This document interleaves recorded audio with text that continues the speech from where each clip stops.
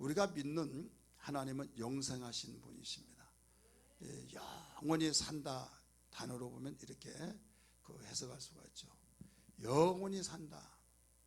우리가 믿는 하나님은 영원히 사시는 분, 영생하시는 분이다. 이렇게 성경은 증거하고 있고 우리가 그렇게 확신을 가져야 될 줄 믿습니다. 이 확신을 가지라고 한 것은 없는데 확신을 가지라는 것이 아니라 그래야 내 신상이 좋다 이거죠. 내 신상이 왜 좋냐? 내가 결혼해서 내 와이프가 내 와이프다 이 생각하면 편안해요, 안 편안해요? 근데 그걸 못 믿어. 못 믿으면요 신상이 해로운 거예요. 그래야 안 그래요? 그 말이에요. 영생하신 하나님을 우리 믿어야 된다 하니까 어떤 분은 야 거기 뭐가 있는 거 아니야? 그러니까 믿으러 온 거 아니야? 꼭 그런 사람이 없지 않아 있는 거예요. 믿을 것은 내가 믿어야 신상이 좋죠. 안 믿으면 그때부터 문제가 일어난 거예요. 내가 아버지가 있고 어머니가 있는데 믿어야 좋은 거예요. 믿어야 이게 정상이에요. 믿어야 된다 그러면 못 믿을 것이니까 믿으라고 하나? 그러면 본인이 진짜 나의 어머니고 나의 아버지인데 그걸 못 믿을 때 얼마나 불안하고 얼마나 정말 의심 속에서 거기에 복잡한 것이 얽혀 있다 이거죠. 그래서 성경은 하나님이 우리에게 요구하신 것이 뭐냐면 내가 너의 돈도 원하지 않는다. 내가 너의 외모, 멋진 것, 가문, 배움 이거 원하지 않는다. 오직 한 가지로 통일시켜서 말한다면 오직 믿음이다 하는 거예요. 할렐루야.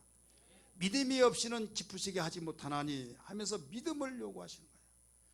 그러니까 이 믿음이라고 하는 것은 상대성이에요. 상대가 말할 때 그 말을 내가 믿냐 못 믿느냐에 따라서 신뢰가 맺혀진 거예요.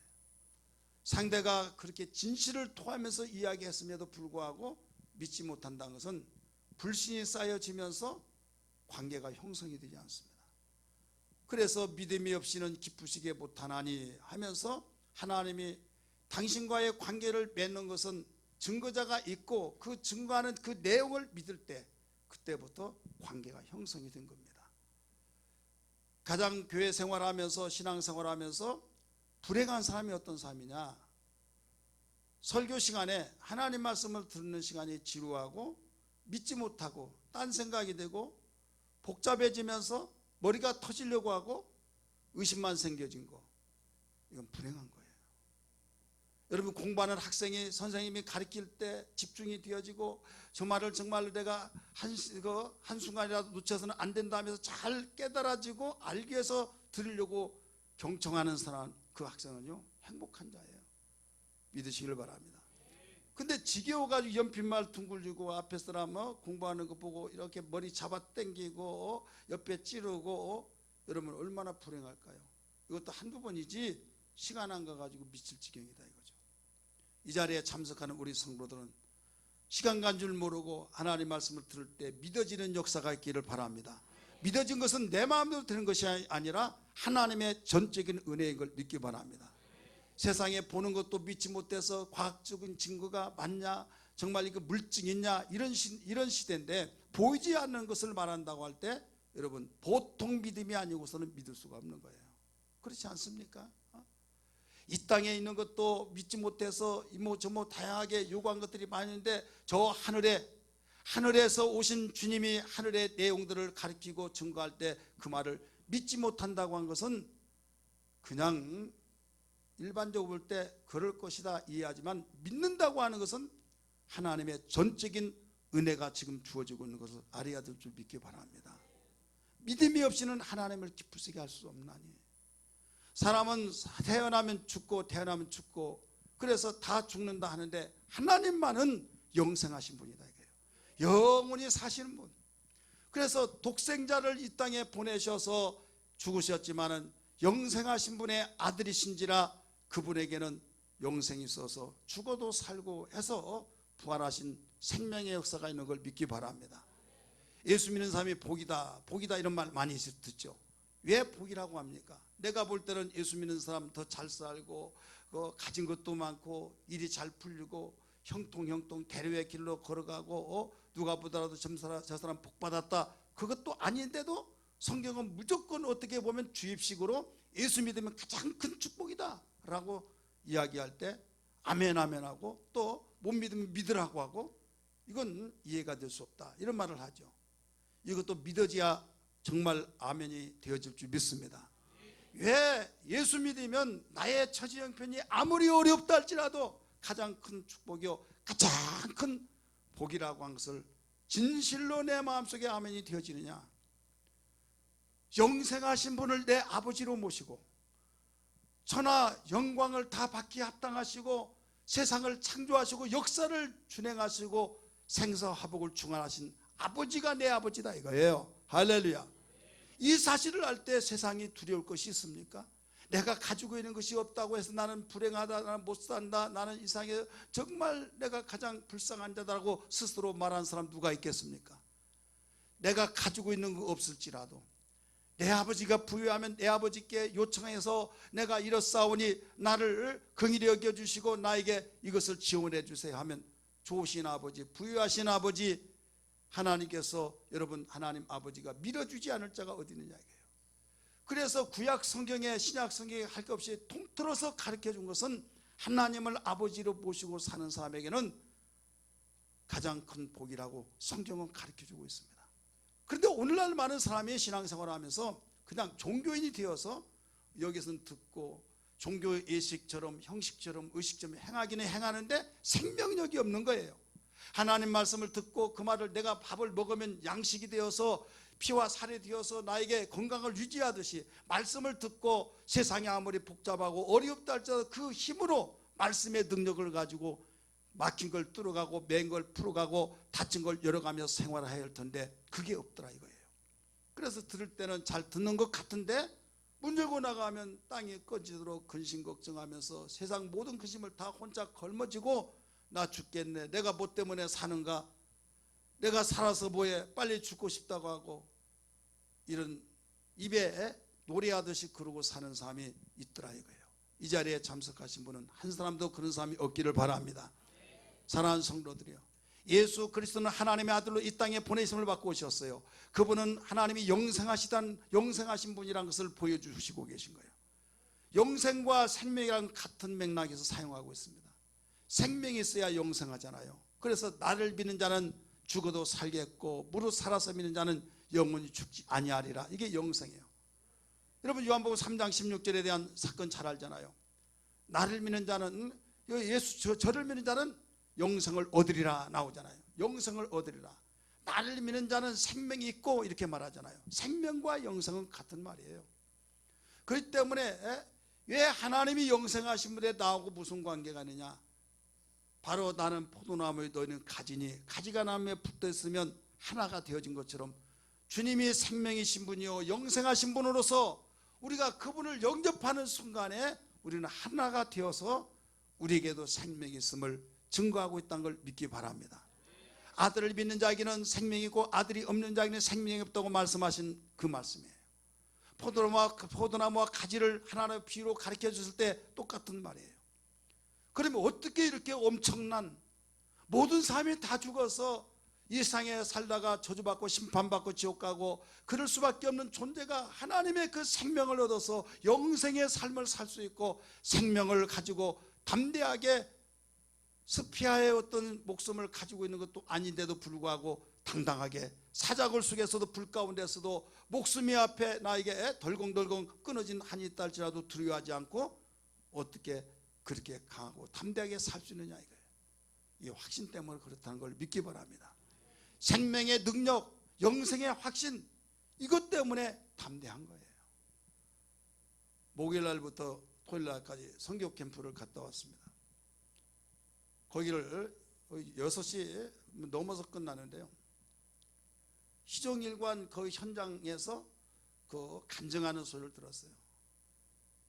간증하는 소리를 들으면서 우리 한국 사람이 예수 믿는 거하고 이슬람 사람들이 예수 믿는 거하고는요 하늘과 땅 차이예요. 다른 말로 말하면 우리는 평화시대에 예수 믿는 사람이고 그들은 완전히 전쟁통에서 예수님과 똑같은 거예요. 이슬람을 섬기지 않고 개종한다 그러면 완전히 죽이는 거예요. 그를 살리려고 너 예수 안 믿지? 안 믿지? 안 믿지? 저는 예수 믿습니다. 그럴 때 살려주려고 유도 신문을 하면서 안 믿지로 계속 했는데 저는 예수 안 믿고는 살 수가 없습니다. 몇 살이냐? 10대예요. 그럼에도 불구하고 그는 그 자리에서 그냥 죽인 것이 아니라 칼로 아니 포를 뜨듯이 뜨면서도 그는 기도하면서 주여 이들이 알지 못하오니 저들도 예수 믿게 해달라고. 그 10대가 그러겠다 이거죠. 이런 사람들이 엄청나게. 그래서 이 세계가 지금 움직여지고 있는 거 볼 때 우리는 알곡과 쭉정이의 그 농부 대신 하나님이 추려서 까불러 가지고 쭉정이는 밖으로 안으로, 알곡은 안으로 모아서 농부에게는 뭐가 필요합니까? 쭉정이가 필요한 것이 아니에요. 알곡만이 필요한 겁니다. 오늘날 많은 사람이 순교는 끔찍하다. 끔찍합니다. 그러나 누가 영광을 받으십니까? 당신의 말씀을 믿고 믿음대로 살기 위해서 순교를 당한 사람들은 우리가 볼 때는 철행하고 안 됐다 꼭 그렇게까지 하면서 예수를 믿어야 하냐 하겠지만은 하나님의 영생하신 분이기 때문에 이 세상의 장래를 다 알기 때문에 세상의 삶이라고 하는 것은 점 하나 불과한 거예요. 기간으로 본다고 한다면. 여러분 이런 말을 하잖아요. 젊었을 때는 고생하고 늙어서 잘 살아야 된다. 젊어서 고생한 거 짧지만 늙어서 노년에 잘 살아야 하는 것이 그게 후복이잖아요. 그건 다 인정하지 않습니까? 하나님께서는 우리 주님은 하늘에서 오셔서 천국하시길 뭐냐면 영생의 나라를 가르쳐 주면서 회개하라 천국이 가까웠느니라 이걸 가르쳐 주신 거예요. 그러면서 생명에 관하여서 영생에 대해서 가르쳐 주는데 우리는 세상에서 70년이요 80년이요 그 짧은 세상에서 영원히 어떻게 해서 살려고 몸부림치고 있지만은 너 세상 네가 영원히 살려고 몸부림친다 할지라도 사는 것이 아니다. 네가 이 땅에서 해결할 수 있는 것이 아니기 때문에 너는 영원히 살 수 있는 영생의 나라 천국을 내가 소개해 주겠다 하며 주님이 공생애를 첫 번째 선포하시면서 회개하라 천국이 가까웠느니라고 천국을 일러주신 것을 믿으시길 바랍니다. 그러면서 천국에 대해서 너무나도 많이 강조했어요. 돌아가시면서까지도 강조하셨어요. 여러분 성경을 자세히 한번 보세요. 그러나 오늘날 많은 사람이 천국과 지옥 이야기하면 혐오감을 준다고 해서 지옥 이야기하지 말고 천국 이야기를 하는데 그냥 추상적인 면에서만 생각하다 보니까 생명력이 없고 그냥 종교인이 되어버리고 있다 이거죠. 사랑하는 성도들이여, 오늘 우리에게는 영생의 말씀을 주시면서 예수님이 하늘로 우리에게 끌어올려서 나 있는 곳에 있게 하기 위해서 내가 너희들에게 이 말을 가르쳐 준다 하면서 진리라고 가르쳐 주신 것을 믿으시길 바랍니다. 예수님이 오신 목적이 뭡니까? 우리는 살기 위해서 세상을 살기 위해서 엄청나게 몸부림치고 있지만 예수님은 죽기 위해서 오신 것을 알아야 될 줄 믿으시길 바랍니다. 마태복음 20장 28절의 말씀 보니까 내가 온 것은 섬김을 받으러 온 것이 아니라 도리어 섬기게 하고 자기 목숨을 많은 사람의 배송물로 주기 위해서 왔다라고 가르쳐 주셨어요. 죽기 위해서 오셨다 이게 아버지가 죽으라고 보내셔서 왔다 이게. 여러분 신앙에 대해서 우리는 알아야 할 것은 예수님의 죽음을 알아야 하는데 죽음은 예수님이 살기 위해서 오신 것이 아니라 죽기 위해서 오셨다고 분명히 가르쳐주고 있잖아요. 요한복음 10장 17절 18절의 말씀 보니까 예수님이 힘이 없어서 죽은 것이 아니에요. 갈릴리다가 팔아가지고 바로 그 넘겨줘서 죽은 것이 아니라 빌라도가 불의의 판결을 내려서 죽은 것이 아니라 예수님의 근본적인 것은 죽기 위해서 오셨다 이거예요. 그래서 예수님 말씀하십니다. 내가 내 목숨을 버리는 것은 그것을 내가 다시 얻기 위함이니 영생하신 분이기 때문에 얻기 위함이니 이로 말미암아 아버지께서 나를 사랑하시느니라. 18절 같이 읽습니다. 시작. 이를 내게서 빼앗는 자가 있는 것이 아니라 내가 스스로 버리노라. 나는 버릴 권세도 있고 다시 얻을 권세도 있으니 이 계명을 내 아버지께서 받았노라. 아멘. 할렐루야. 누가 볼 때는 약한 자이기 때문에 바로 너희들 법이 있으니까 죽여라 하고 빌라도가 죽이라고 했기 때문에 죽은 것처럼 느껴지잖아요. 내게서 내 목숨을 빼앗는 것이 아니라 내가 스스로 버리노라. 왜? 다시 얻기 위한 것이다. 나는 버릴 권세도 있고 다시 얻을 권세도 있다. 이 계명을 누구에서 받았다고 그랬어요? 내 아버지께로부터 받았다라고 가르쳐 주셨어요. 우리가 믿는 예수 그리스도의 죽음이 이와 같다 이거예요. 그럼 왜 그럴까요? 이 땅에 오시기 전에 말씀으로 아버지와 함께 계셨던 분이 말씀이 육신이 되어서 이 땅에 우리와 함께 거하시면서 생활하시는데 왜 그랬었을까요? 영원히 죽을 수가 없는 거예요. 피를 흘릴 수가 없는 거예요. 육체만이 피를 흘릴 수 있는 걸 믿기 바랍니다.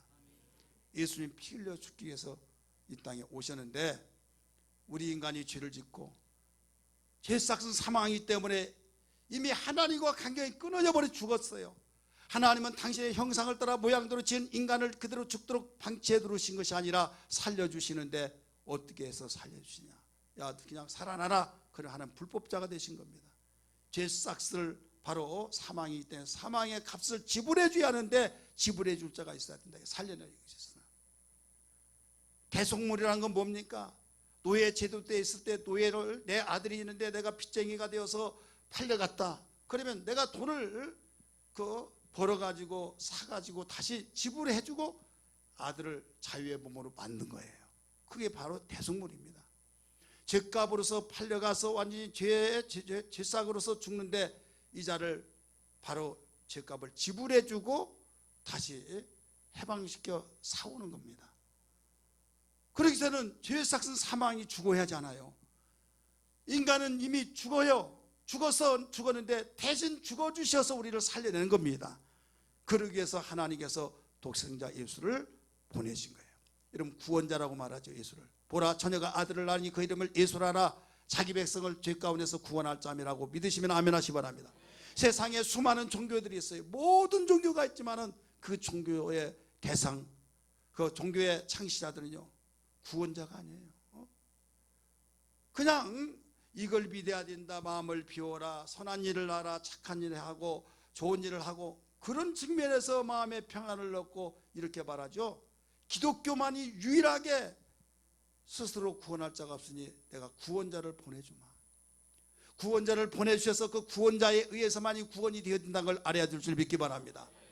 여러분 우리나라가 이걸 잘해가지고 해방되었습니까? 아니잖아요. 독립운동을 잘해서가 된 것이 아니라 완전히 그 미국의 그 원자탄을 히로시마에 투하시켰을 때 그들이 항복함으로써 그래서 결국은 너희가 식민지로 삼았던 걸 다 풀어놓아라. 자유를 주어라. 해서 해방이 된 것 아닙니까? 바로 우리를 구원하신 구원자가 이 땅에 있을지 아니하고는 구원을 시킬 수 없다는 것을 하나님 아시기에 구원자 대신 예수를 보내신 것을 믿으시길 바랍니다. 그냥 뺏어가지고 오신 것이 아니라 합법적으로 죄값을 지불해 주시느니라고. 여러분 이게 신사직이고 인격적인 거예요. 내가 돈 있고 내가 힘 있고 내가 어떤 강력한 파워가 있다고 그래서 너 이리 와봐. 너 왜 다른 사람 가지고 너 군림하고 있어. 목을 쳐내고 딱 끄집어내고 그게 아니라 이게요. 왜 그러고 있냐. 이 사람이 나에게 이렇게 해서 손해를 끼쳐서 돈을 1억 불을 내가 손실을 입혔다. 그래서 내가 그걸 갖기 전에는 내가 절대 놓아줄 수 없다고 말했다. 그러냐? 1억 불을 갖다 딱 지불해주고 달라. 신사적이잖아요. 하나님이 그런 분이에요. 죄값을 지불해주고 우리를 바로 끄집어내신 것을 믿으시길 바랍니다. 우리는 신앙생활에서 대부분 말하기를 내 속의 감정 속에서 움직여지고 있는 것이 신앙인 걸로 착각하고 있는데 감정이 아니라 우리에게 실제로 사실을 믿어야 될 줄 믿습니다. 금요일 저녁에도 말씀을 드렸습니다만은 많은 사람이 어떤 우리 설교를 듣는다든지 영상을 모아서 가슴이 울컥하고 눈물이 나고 막 그러면 나 은혜 받았다 하면서 믿음이 좋은 걸로 생각하고 있는데요. 아니에요. 여러분 TV에 브라운관이 있어요. 거기에 채널을 돌리면 거기서 영상이 띄어집니다. 어떤 영상을 통해서 진한 감동 속에서 눈물을 흘리기도 하고 정말 훌쩍훌쩍 하면서 눈물 날 때가 있잖아요. 그러지만 이게 실상이 아니에요. 영상에 나타나는 화면 속에서 나타난 거지 이걸 감정이라고 생각해 보세요. 실제는 영상과 관계없이 실제가 따로 있는 거예요. 우리가 신앙생활하면서 실제와 감정을 혼돈되어서 신앙을 착각한 사람이 있습니다. 그러다가 보니까 예수님 고난주간 같은 경우는 어떤 그 분위기를 통해서 예수님 십자가에 못 박힌 재현을 시켜서 막 그 감동 속에서 막 마음이 울적하면서 눈물 폭포수가 되어질 때 그 사람 많이 울고 눈이 뚱뚱 부어서 굉장히 은혜 받았다 한데 착각하지 마세요. 여러분, 예수님은 이상의 아버지의 보내심 받고 죽으러 오셨는데 우리의 집값을 지불해 주게 죽으러 오신 만큼 그 사실을 믿고 우리는 인격적으로 나를 위해서 죽으셨다는 사실을 죄송하지만은 정말로 감사하다. 그분이 내 집값을 지불해 주지 않았더라면 나는 여기서 영원히 살 수 없는데 미안하면서도 고맙고 감사한 거 있습니까 없습니까? 그래서 찬송을 돌리고 영광을 돌리는 것이 우리의 신앙이라는 걸 믿으시길 바랍니다. 복음과 진리는 달라요. 많은 사람이 복음과 진리를 하나로 본 사람이 있어요. 복음이라는 건 깊은 소식이에요. 깊은 소식을 전해줬을 때 바로 그 깊은 소식을 듣고 믿는 자가 바로 진리가 되는 겁니다. 할렐루야. 성경에 말하기를 깊은 소식을 전해준 복음에 대한 말씀이 나오죠. 누가복음 2장 10절 11절의 말씀 보니까 거기에 이런 말씀이 나옵니다. 천사가 하늘에서 이런 이야기를 해요. 오늘날 너에게 그 큰 기쁨을, 좋은 소식을 너에게 전하겠다. 다윗의 동네에 너희를 위하여 구주가 나셨으니 곧 그리스도 주시니라 라고 말씀하셨어요. 믿으시길 바랍니다. 큰 기쁨을, 온 백성에게 영향을 끼칠 큰 기쁨을 전해주겠다는 거예요. 그러면서 그 기쁨에 어떤 핵이 있잖아요. 기쁨의 조건이 있잖아요. 그 조건이 다윗의 동네에 너희를 위해서 구주가 나셨다. 그분이 그리스도다라고 일러주셨어요. 목자에게 지금 말하고 있습니다. 천사가. 목자들은 목자는 양을 놔두고 생명과 같이 여기고 정말 재산의 그 재산 목록 이런데 그걸 놔두고 천사가 가리킨 그곳을 향해서 달려갑니다. 달려가서 구세주가 나셨던 그분 앞에 경배하고 있지 않습니까? 바로 복음이라고 한 것은 진리를 향해서 알려주면서 이걸 믿으라는 거예요. 그냥 복음의 소식을 듣고 야 그래 하고 관심 없이 그냥 포기해버린다고 한다면 진리가 될 수 없다는 걸 알아야 될 줄 믿기 바랍니다. 그렇기 때문에 복된 소식을 들었으면 그 복된 소식을 받아들이고 기뻐서 그것을 아멘으로 받아들일 때 생명이 되고 진리가 되어서 영생을 얻게 된 걸 믿으시길 바랍니다. 그러므로 들음은 바로 믿음을 만들어주는 거예요. 겸손한 자가 아멘으로 받아들였을 때 많은 사람이 기쁜 소식을 들으려고 하지를 않습니다. 땅의 기쁨, 자기는 기쁨인데 내일이면 또 뒤집어져서 슬픔이 되어버리는 그런 것에 목숨을 내걸고 있다 이거예요. 어떤 사람이 복음 기쁜 소식이라고 하니까 이런 생각을 해요. 우리 아들 전교에서 1등 했다. 그럼 기뻐요 안 기뻐요? 그건 복음입니까? 복음이 아니에요. 도박을 해가지고 돈을 많이 땄어요. 기뻐요 안 기뻐요? 야 하면서 막 난 집 한 채 생겼다. 자가용도 막 몇 수천만 원짜리 사고. 그러면 복음입니까? 아니에요. 복음은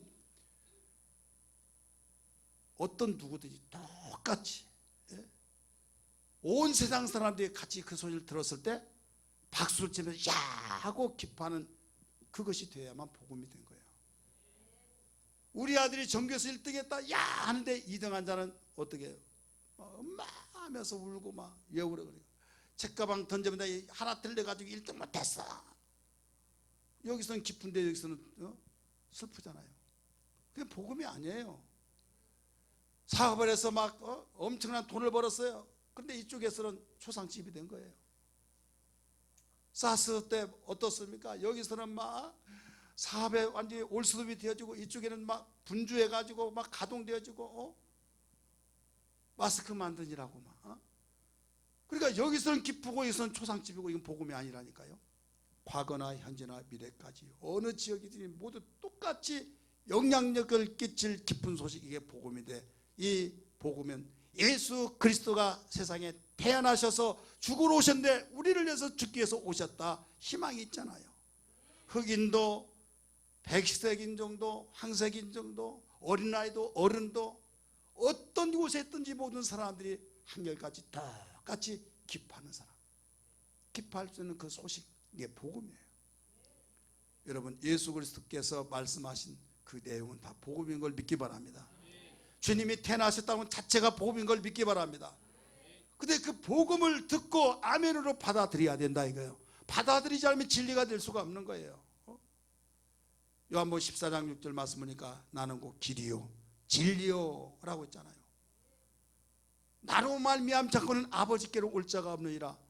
예수님을 통하지 않고는 하나님께 갈 수가 없어요. 천국에 갈 수가 없어요. 그러면 야 그래 하면서 막 예수를 믿고 주님 앞에 우리는 무릎 꿇고 어떻게 하오리까 하면서 그 말씀을 듣고 그대로 순종하고 움직여 나가야 하는데, 그러지 않고 그래요 까막까막하고 그냥 주님과 멀어지고 아무런 관계없다고 한다면 진리가 될 수가 없다 이거죠.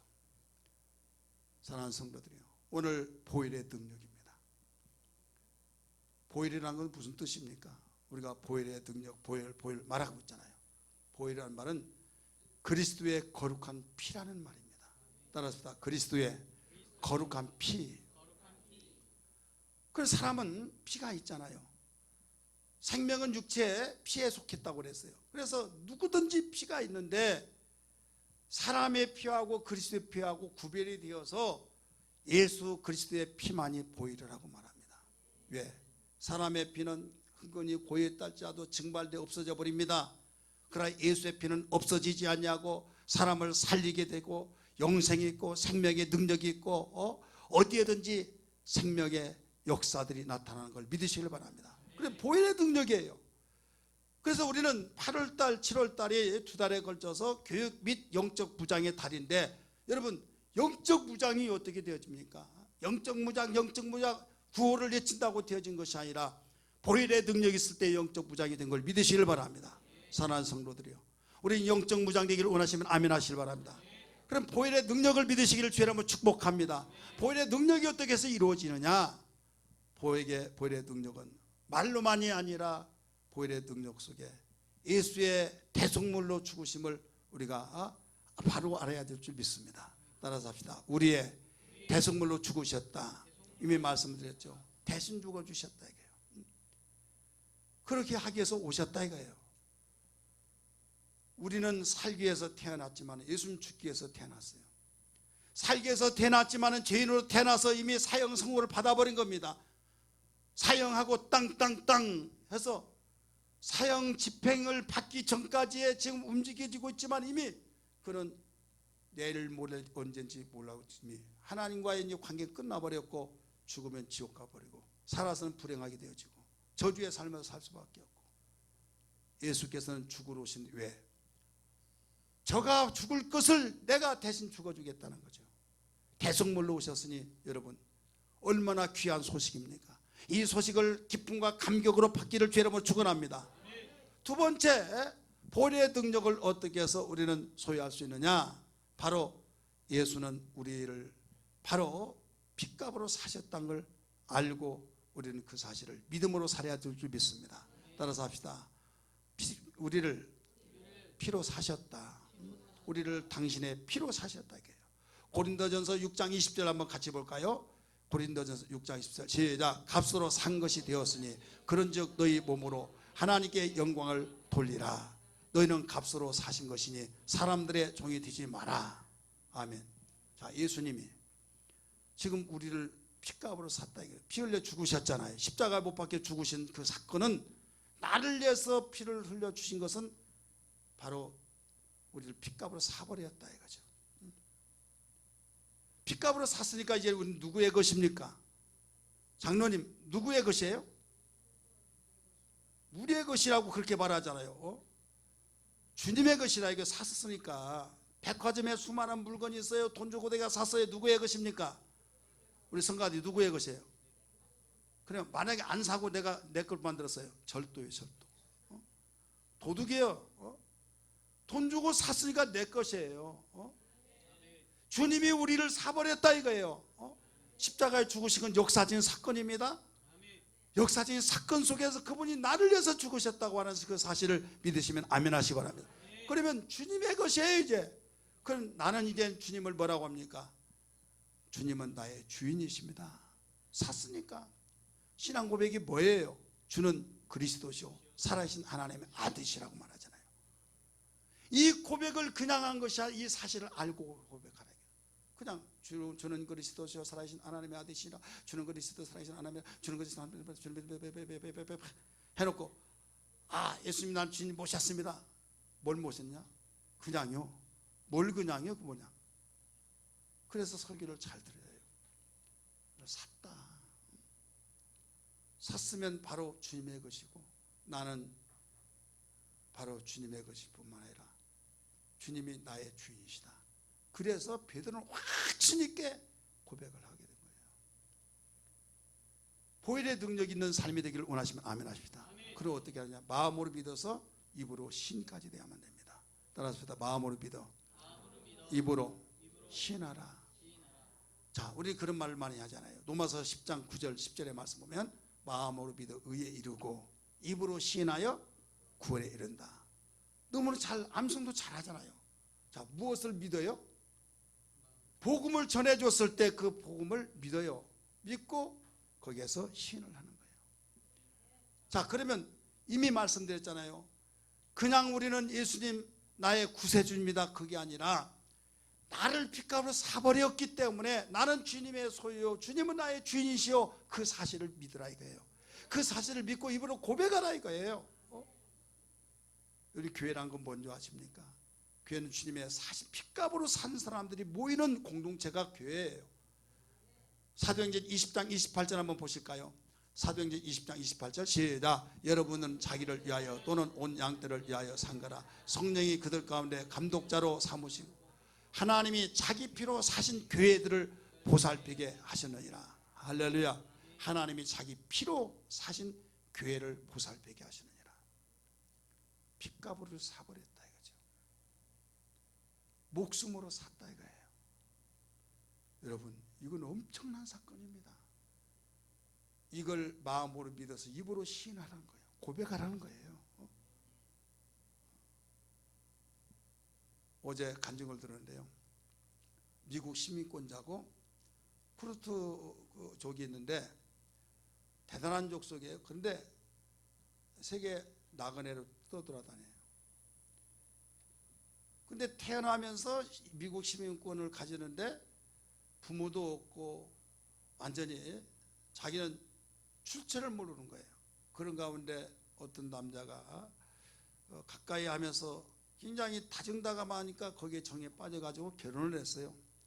결혼해가지고 들어와서 사는데 완전히 우리는 이슬람이다 해가지고 철저하게 거기에서 믿으라. 그래서 결혼식을 하는데 그 기독교로 말하면 목사님이 결혼식을 하는데 거기에서 반드시 서약을 받아야 돼. 결혼이 진행하는데요. 뭐냐면 그 알라를 믿겠냐? 믿는다고 한다면 예 하는데 양심이 아무리 내가 그렇다 치더라도 자기가 고아원에서 예수를 소개해주고 해서 믿었다 이게요. 나이론 신자같이 믿었지만 자기 양심이 있어서 절대로 자기는 고백을 안 했다. 저는 못합니다. 그랬더니 또 설득하고 그러니까 그 결혼식장이 분위기가 이상하게 된 거예요. 예하고 진행이 착착착 돼야 하잖아요. 근데 그 시간에 멈춰가지고 또 설득하고 근데 나중에 그 아랍말로 뭐라고 하는데 알아듣지 못해서 이해했더니 진행이 되더래요. 나중에 이렇게 말했지 않느냐 해가지고 그때부터 완전 족쇄를 채운 거죠. 막 때리고 막 별스런 막 폭행을 해서 그래서 나중에는 엉엉 울면서 나중에 눈물이 나오지 않더래요. 그러면서 내가 정말로 몰라가지고 그랬다.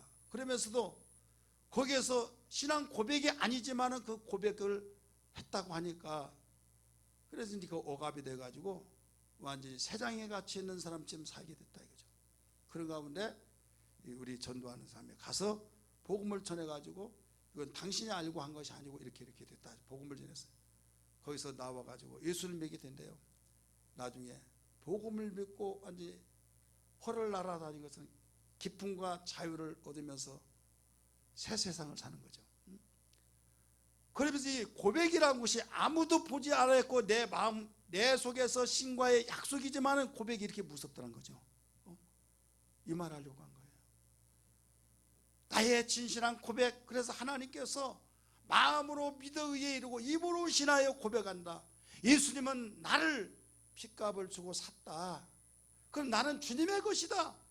주님은 나의 주인이시다. 이 고백이 인격적으로 진실로 고백이 돼야 된다 이거예요. 믿으시길 바랍니다. 그러면 누구를 사고 누구는 안 사냐? 온 세상의 사람의 모든 사람들을 인류의 죄를 다 죗값을 지불하고 주님이 사버린 걸 믿기 바랍니다. 할렐루야. 믿는 사람만 사고 믿지 않는 사람 안 사고 그게 아니에요. 그래서 예수님이 이 세상에 오셔서 죄에 대한 정의를 다시 정리해 주잖아요. 요한복음 16장 9절에 뭐라고 했습니까? 죄에 대하라 하면 뭐라고 나와요? 죄에 대하라 하면 저희가 나를 믿지 아니하며, 거기는 6장으로 나왔더라고요. 죄에 대하라 하면 나를 믿지 아니하며, 무엇을 믿지 않은 거예요? 내가 핏값으로 샀는데 그 사실을 믿지 않냐고. 네가 착한 일 했다고 하면서 나는 죄 없다고 하고 이 사실만 가지고 종교생활하고 있지 않느냐 이거예요. 여러분, 우리는 주님이 우리를 말씀하셨어요. 믿든 안 믿든 다 죗값을 지불해 주셨어요. 사랑의 하나님이십니다. 근데 나는 몰랐는데 이제 누가 가르쳐 준 걸 통해서 이제 알았다 이거예요. 이제 아는 것을 생각할 때 왜 이제 알았던 거 가슴이 아프면서 주여 나는 죄인입니다. 내 죗값을 지불해 줄 정도의 그 하나님의 사랑, 하나님의 아들이 나 때문에 죽었다는 걸 깨달았을 때 너무 죄송하기도 하고 감사합니다. 어찌하오리까? 나는 너를 샀기 때문에 너는 내 것이다. 자, 주인이 바뀌었어요. 마귀가 주인이었을 때는 도둑질하고 죽이고 멸망시키고 완전히 잔인하게 사는 것이 아니고 지옥 같은 삶을 사는데, 새 주인이 나타나셔서 샀다고 하면서 너무나도 사랑이 많으시고 자비하시고 은혜가 많고 인자하고 얼마나 좋은지 몰라요. 영광이죠, 영광. 똑같은 주인이지만 완전히 극과 극이에요.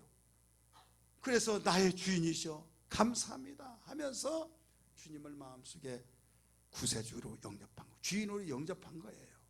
여러분, 주인으로 영접할 수 있습니까? 영접하셨으면 아멘 하시 바랍니다. 뭣도 모르고 왔다 갔다 한 가운데서 오늘 말씀 듣고 보니까 예수님 십자가에 죽으신 것은 역사적으로 죽으셨는데 그냥 죽으신 것이 아니라 우리의 죄값을 지불해 주기 위해서 대속물로 죽으셨어요. 대속물로 죽으신 가운데서 그분은 내가 믿든 안 믿든 나의 죄값을 다 지불해 주시고 내가 샀으니 너는 내 것이라 말할 때 아멘, 아멘. 나는 이제까지 그걸 알지 못했습니다. 그런데 나를 사셨다고 한 걸 생각할 때 영광입니다. 내가 당신을 나의 주인으로 모시겠습니다 하면서 나는 당신의 소유물로서의 소유자로서 나는 당신을 주인으로 모시겠습니다 해서 영접한 거예요. 모시는 거예요. 그러면서 하나님께서 이제는 너는 내 것이지만 내 아들이다. 내가 오늘 널 낳았다. 거듭나버리게 만든 겁니다. 할렐루야. 자, 종에서, 마귀의 종에서 하나님의 사랑으로서 이제는 하나님의 소유가 되어지고 소유가 되어진 가운데서 아들이라고 일컬음을 받는 엄청난 신분이 바뀌어져 버렸을 때 영광 중에 영광이요 감격 중에 감격이요. 여러분, 이런 행제가 어디 있습니까? 이런 축복이 어디 있습니까? 예수 믿는 것이 이렇게 큰 축복이에요. 그러면서 거듭났으니 새로운 피조물이다. 옛날처럼 살지 말라. 이제 당당하게 살아라. 내가 너의 아버지다. 내가 너의 아버지이기 때문에 두려워하지 말라. 놀라지 말라. 강하고 담대하라 하면서 살라고 명령하신 걸 믿기 바랍니다. 그러니까 우리는 세상을 살면서 가지고 있는 것이 없고 나에게 정말 다른 사람이 부러워하는 대상이 아닌 것 같을지라도 나에게는 자부심 있고 당당하게 세상을 이길 수 있는 능력이 있는 걸 믿기 바랍니다.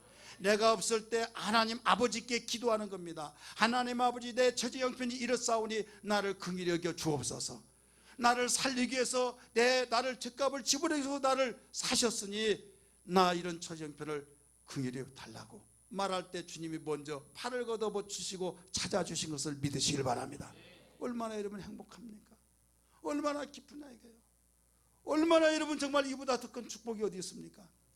그럴 때 나버리면 아버지의 피가 내 속에 흐른 것처럼 예수의 거룩한 피가 우리에게 흘러서 보혈의 능력이 된 거예요. 할렐루야. 따라서 보혈의 능력. 그리스도의 피가 어찌 능히 깨끗하게 하지 못하고 어찌 무엇을 불가능하게 만들 수 있느냐. 그 피에는 생명이 있기 때문에 너에게도 생명이 있다 이거예요. 사랑하는 성도들이요, 그냥 예수의 피 주문에 외우듯이 그렇게 생각하지 마시고, 나를 핏값으로 샀을 때 정말 나는 주님의 소유예요, 나는 주님의 것입니다, 주님은 나의 주인이십니다 고백할 때 거듭났다. 하나님이 선포해버려 내 아들이라고 했을 때 우리는 예수 그리스도의 피가 우리 속에 있어서 생명이 된 걸 다시 한번 믿기 바랍니다. 귀신이 떠나버린 걸 믿으시길 바랍니다. 질병과 우리 악한 흑암의 영들이 한 길로 왔다 일곱 길로 떠나버린 걸 믿으시기 바랍니다. 여러분의 장벽이 있다고 한다면 예수의 이름으로, 예수의 피로, 보혈의 능력으로 여러분 모든 것들을 해결의 열쇠가 된 걸 믿으시길 바랍니다. 여러분 얼마나 큰 세상이 알지 못한 비밀을 가지고 있으니 감격스럽지 않습니까? 우리 종교인 되지 마시고 당당하게 우리는 한 발자국 한 발자국 내디딜 때마다 가로막힌 것이 뚫려지고 또 풀려지고 열려지는 역사 있는 것을 믿고 믿음의 행진자가 되기를 주님으로 축원합니다.